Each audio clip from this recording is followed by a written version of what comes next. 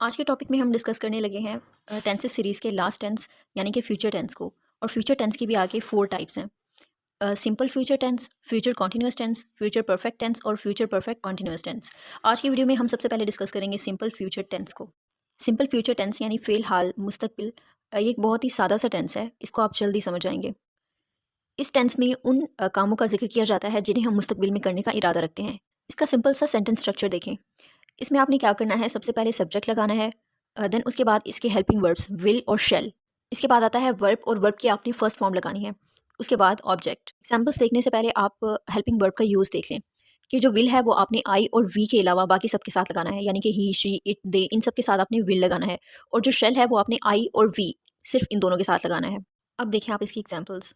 First example है I shall arrive at 8 PM, यानी कि मैं रात 8 बजे पहुंचूंगा। इस एग्जाम्पल में फर्स्ट पे मैंने सब्जेक्ट लगाया, देन इसका हेल्पिंग वर्ब शेल। अब यहाँ पर आई था तो मैंने इसका जो हेल्पिंग वर्ब है वो शेल लगाया। देन है वर्ब, अब यहाँ पर वर्ब की फर्स्ट फॉर्म यूज़ हुई है अराइव, पहुँचना। और उसके बाद है इसका ऑब्जेक्ट यानी 8 PM। सेकेंड एग्जाम्पल है they will go for a walk in the morning, यानी कि वो सुबह के वक्त वॉक के लिए जाएंगे।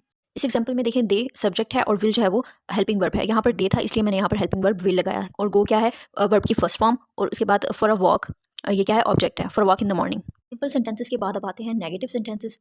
नेगेटिव सेंटेंसेस में इसका जो सेंटेंस स्ट्रक्चर है वो बिल्कुल सेम रहेगा सिंपल सेंटेंसेस की तरह। बस इसमें आपने एक चेंज करना है कि हेल्पिंग वर्ब के बाद आपने नॉट लगाना है। इसकी एग्जांपल्स देखिए। फर्स्ट एग्जांपल है he will not attend the meeting, कि वो मीटिंग अटेंड नहीं करेगा। अब इसमें क्या है, फर्स्ट पे सब्जेक्ट है, सेकंड इसका है हेल्पिंग वर्ब और थर्ड पे आपने क्या करना है, नॉट लगा देना है, यानी हेल्पिंग वर्ब के बाद आपने नॉट लगाना है नेगेटिव सेंटेंसेस में। देन इसका वर्ब अटेंड और उसके बाद आता है इसका ऑब्जेक्ट मीटिंग। नेक्स्ट एग्जांपल है I shall not arrive at 8 PM। अब ये सेम वही एग्जांपल है जो हमने सिंपल सेंटेंसेस में देखी थी। तो इसमें आपने क्या चेंज किया, एक छोटा सा, फर्स्ट पे सब्जेक्ट लगाया, देन आपने हेल्पिंग वर्ब लगाया, उसके बाद आपने क्या किया, नॉट लगा दिया, और उसके बाद वर्ब और object. They will not go for a walk in the morning. अब इस सेंटेंस में भी सेम आपने वही रूल अप्लाई करना है और हेल्पिंग वर्ब के बाद जस्ट नॉट लगा देना है। बाकी सेंटेंस स्ट्रक्चर को आपने उसी तरह फॉलो करना है जिस तरह आपने सिंपल सेंटेंसेस में इसको फॉलो किया है। नेगेटिव सेंटेंसेस के बाद आते हैं इसके इंटरोगेटिव सेंटेंसेस, यानी कि सवालिया जुमले। अब इसमें इसका सेंटेंस स्ट्रक्चर देखें, वो भी बिल्कुल सिंपल है और सेम है।